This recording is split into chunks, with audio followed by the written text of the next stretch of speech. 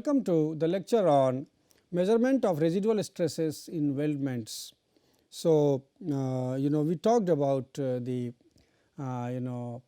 emanation of residual stresses in the weldments, and that is because of the thermal cycling or the temperature through which the zones undergo temperature cycle.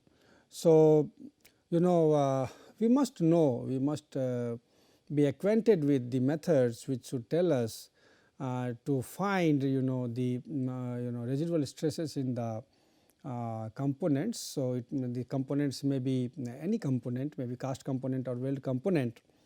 So, there are ways to find the residual stresses which are there inside the weldment, and you may have the experimental methods and you may have the analytical method to find the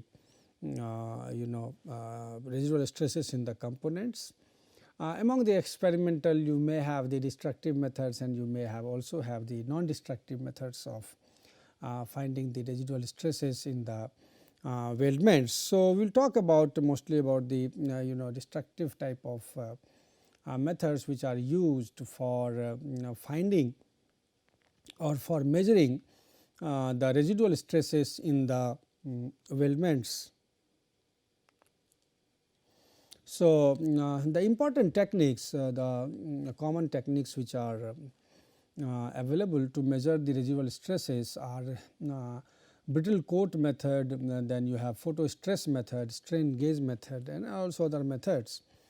So, what we normally do is that you have the methods to to measure the stresses, and using that the strain relaxation techniques. So, either the job will be machined or or drilled at a place where that stress has to be calculated. So, accordingly we calculate these stress values.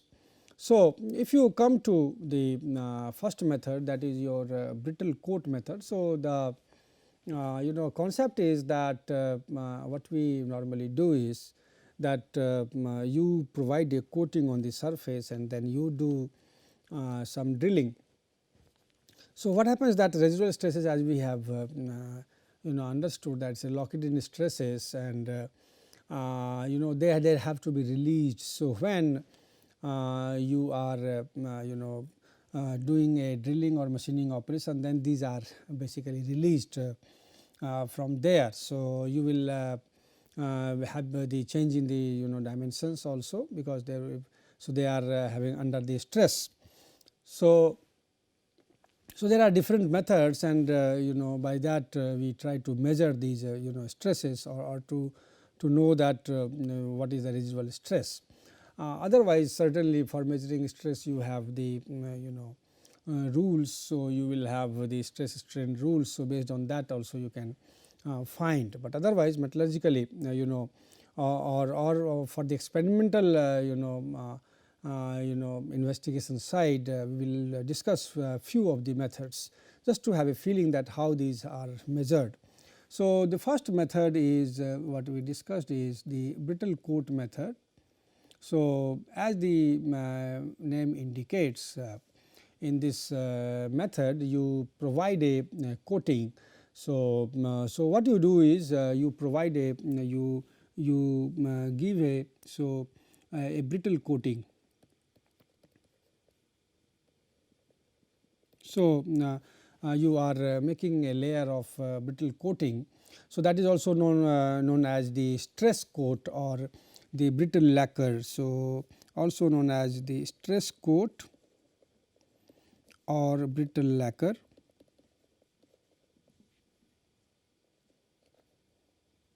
So, basically it is a lime wood rosin, and then you have also the dibutyl sulfate. So, so that is with the carbon disulfide as the solvent. So, that is the material for that brittle coating. Now, these coatings are commercially available in the market. So, you can have those brittle coatings. Now, what coating has to be, how much when the coating has to be done. So, for that you have the specified conditions are there, like temperature and humidity conditions. So, that on that basis you will have to select the appropriate coating. Now, once you have the coating, then what you do is that you have to clean. So, cleaning of job and calibration strips.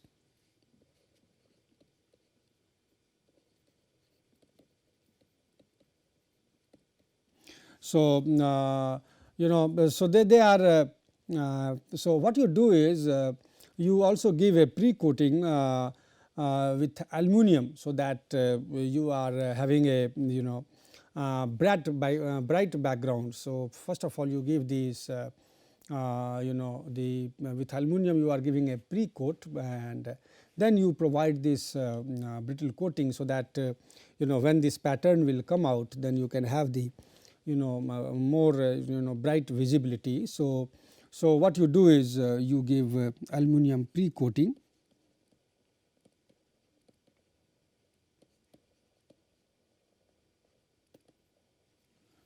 to provide a bright background.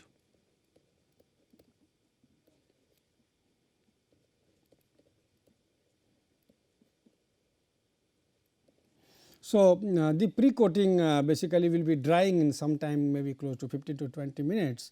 Then you provide this coating.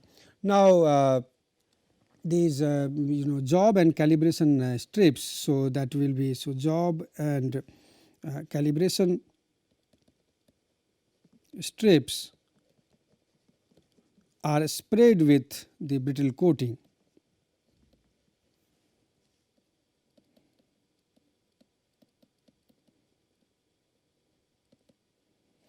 So, then once you give this brittle coating on the job and also on the calibration strips, then they are allowed to dry, and that may take a very long time.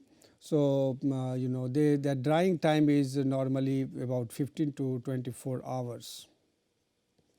So, since it is a brittle coating, so that becomes quite hard on drying. So, then now the place where you have to find the residual stresses.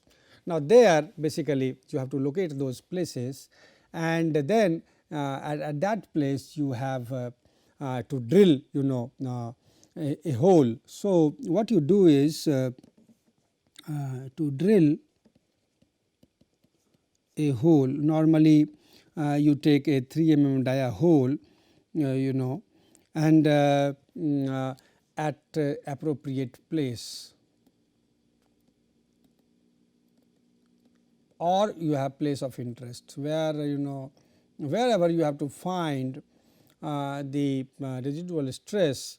At that place you are drilling a hole of about 3 mm. So, what happens that now once you remove the material, so because of the removal of the materials, the stresses are relaxed, and that will be affecting the brittle coat on the material. So, basically that because of that you will have because they are completely adhered to the surface of the work. So, as there will be any so since there will be stress adjustment, so there will be some movement, and because of that there will be cracks will be there to accommodate those movements. So, you will have the cracks on the surface in that brittle coat.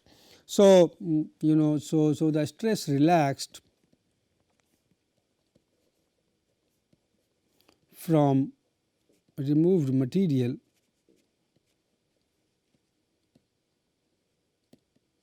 so that will affect the brittle coat.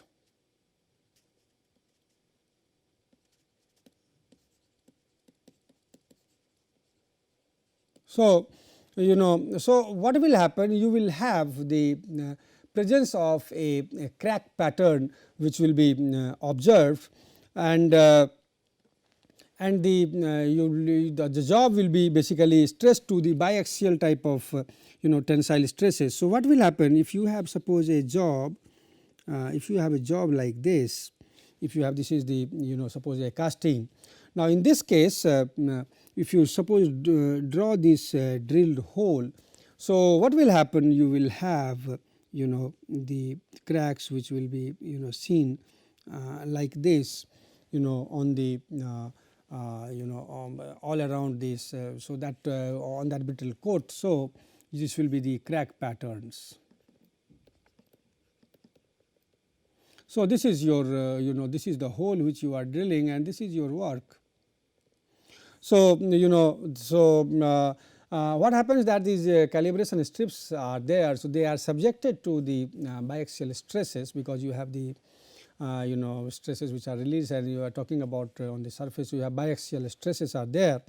So, so you will have the you have the load point of initial cracking, and then your strain in that strain scale, that is also measured. So, what is the change in that dimension. So, you have the calibration strip, so you can understand the change in the length. So, you can measure that way the strain, and then you will have the calculation of the residual stresses. So, basically again you have to use those stress strain rules to find, because these strain and strains in the different directions. So, based on that you can measure the stresses from the empirical formulas. So, this is how you use this brittle coat method to find the residual stress in a component. So, it will be giving you, so brittle coat method normally will be giving you a quantitative estimation of the residual stress close to the accuracy of about 10%. So, that is normally the degree of correctness of the data which is obtained with the brittle coat method. Now, in this case you can and it is also to used as for detecting that static and dynamic strains in tension or the compression. So, what the traits of this method is that in this case the gauge length is very small. So, your gauge length is very small, and also you have the you can have the smallest measurable strain which you can measure is about 500 micro meter by mm. So, that is normally that type of strains can be measured. So, you will have the rate of strain will be something close to 0.05 to 0.15 percentage. So, I mean of that order, this strain value will be can be measured, and that way you can calculate these stress values. Next method which is which we discussed was the PhotoStress method. So, in the case of PhotoStress method,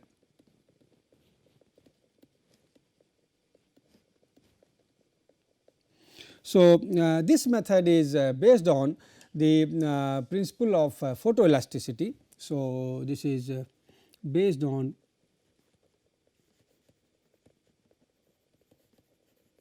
principle of photoelasticity. So, in that case using the relaxation techniques you can find the stresses in actual objects. So, based on that principle you have here the use of the PhotoStress coat. So, in this case again you have the PhotoStress coats are available. So, PhotoStress coat that will be acting as the infinite number of strain gauges. So, acts as infinite number of strain gauges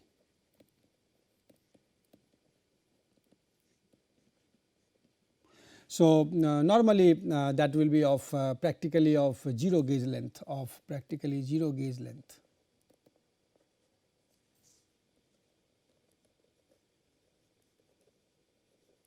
So, and you are basically uniformly distributing over the surface where the stress is to be calculated. So, uniformly distributed over surface.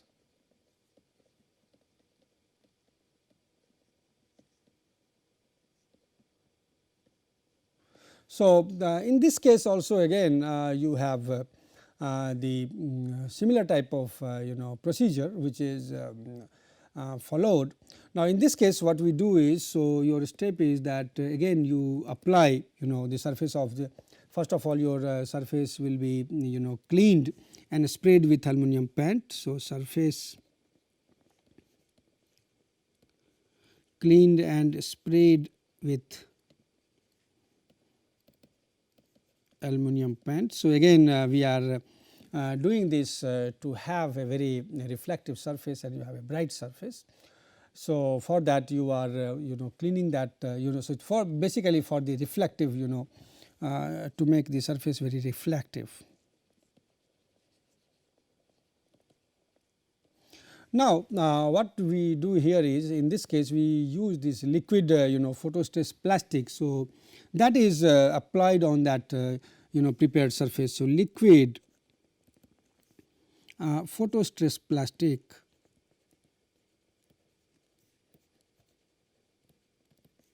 is applied on the surface. So, once you apply this liquid PhotoStress plastic and then you allow it to polymerize. So, and allowed to polymerize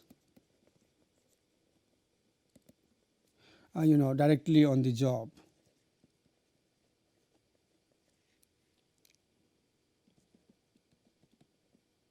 So, so one is that you can have the use of liquid PhotoStress plastic, or you may have the use of transparent the PhotoStress materials also, which can be bonded on the surface of the job. So, so that way also you can have the use.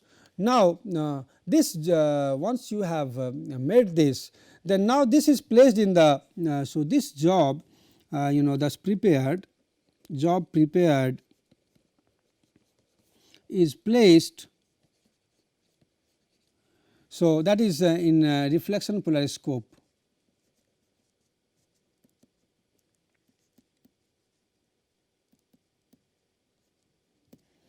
So, what we do is normally we again here also we drill a hole, and then so again I mean drilling the hole will be to just have the understanding about the stresses which are there, residual stresses which are there inside the material.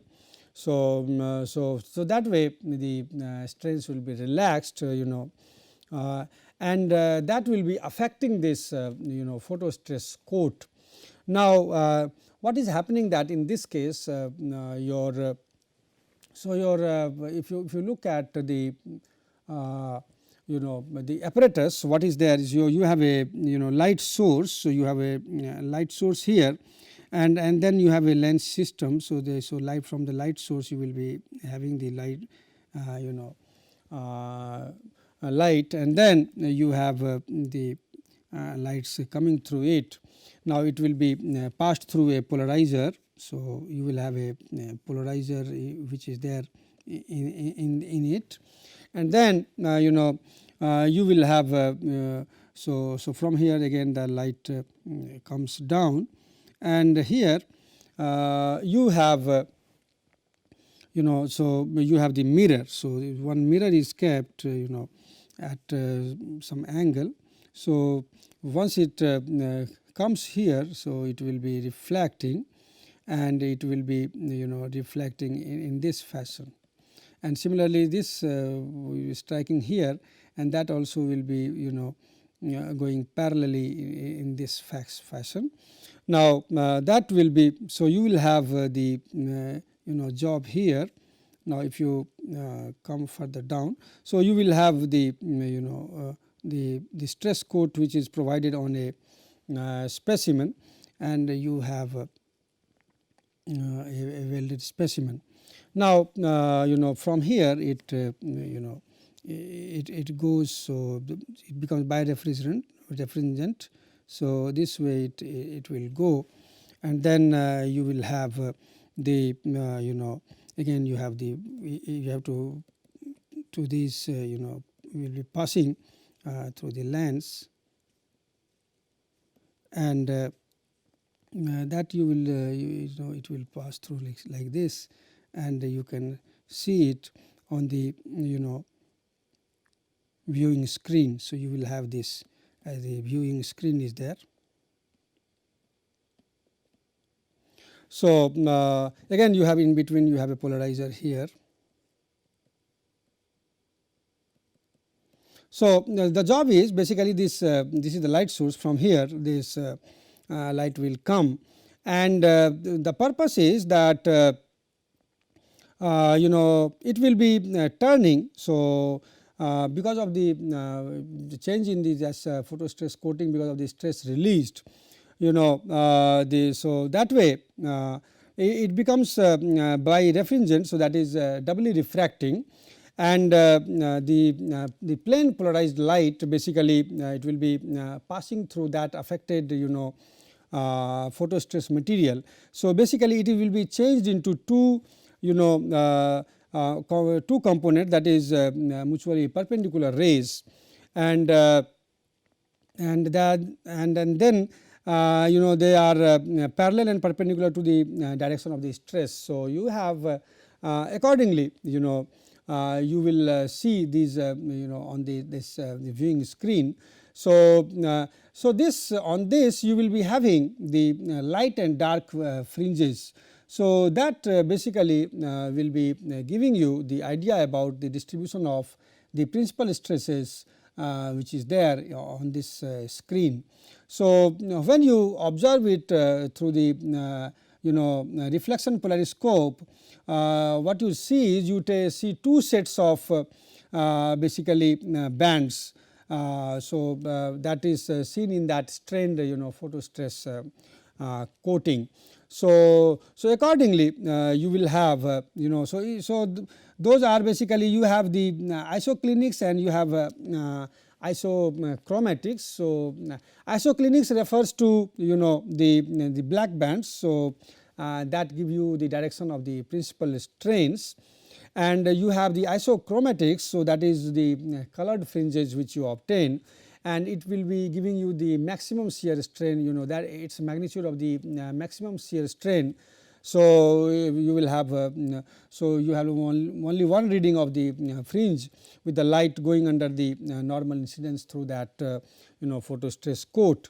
So so that way you have the pattern of these colored fringes, which is the function of the strain distribution, which will be so here that pattern will be measuring that strain distribution, and and peak of the strain also can be determined. So you can have the location, and you can have the sign and magnitude of that strain maximum that can be measured by looking at the fringes which you get on that viewing screen. So this is the method of the photostress method which is used for calculating these residual stress values. Now the next method which is used is the strain gauge method.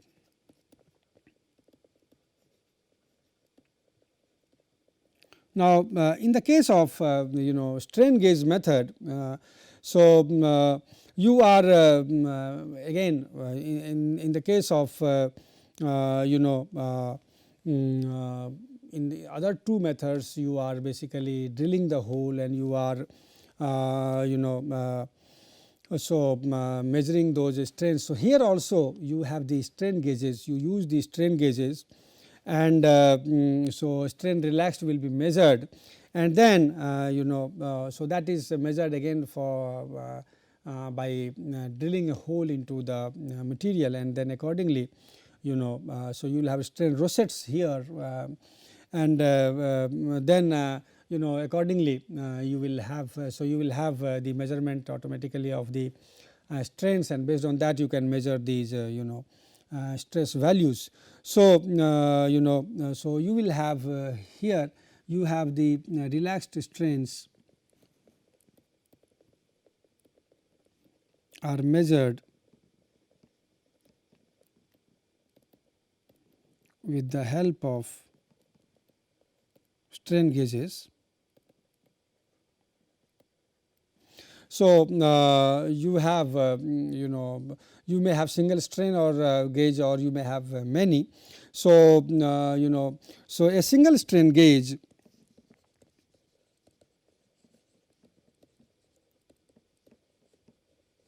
so, so single strain gauge will be measured for the uniaxial strain. So, that is preferred for measuring uniaxial strains.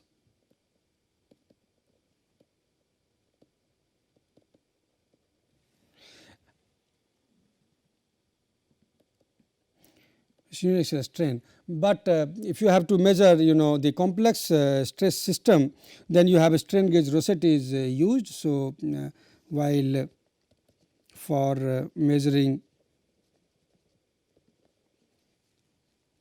principal strains and stresses in job under complex stress state,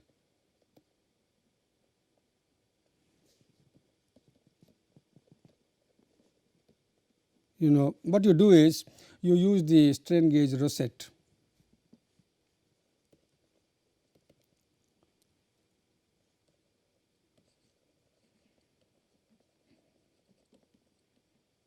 Are preferred.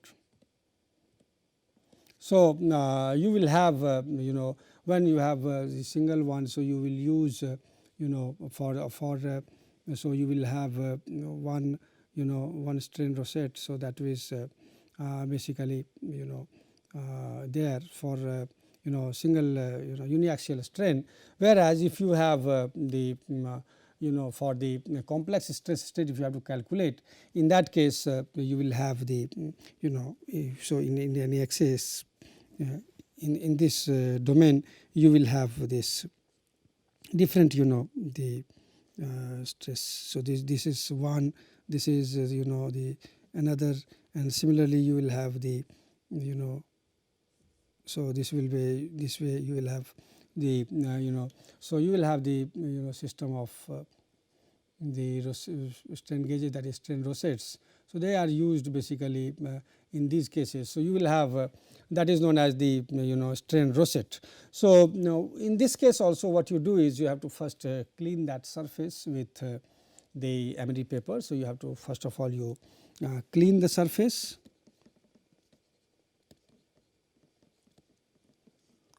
with emery paper, and then with acetone or carbon tetrachloride.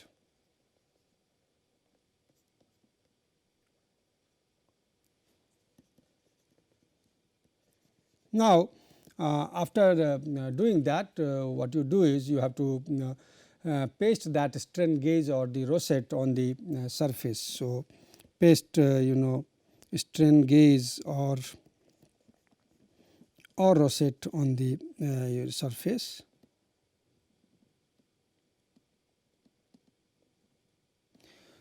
So, they can be fixed for on any specimen which is welded. So, that can be measured. So, once you have the drilling of the hole, in that case these strain gauge rosettes you can measure these strains. So, So, basically you have these strain gauge rosettes at the different angle, this is 0 degree, 45 degree and 90 degree. 0, 45 and 90 degree, you have the strain gauge rosettes are fixed. So, that will be calculating the strains in these three principal directions, and then once you know the strains which are measured, then based on that you can calculate the stress values in the specimen. So, so that way use of the strain gauges which are based on the electrical signals.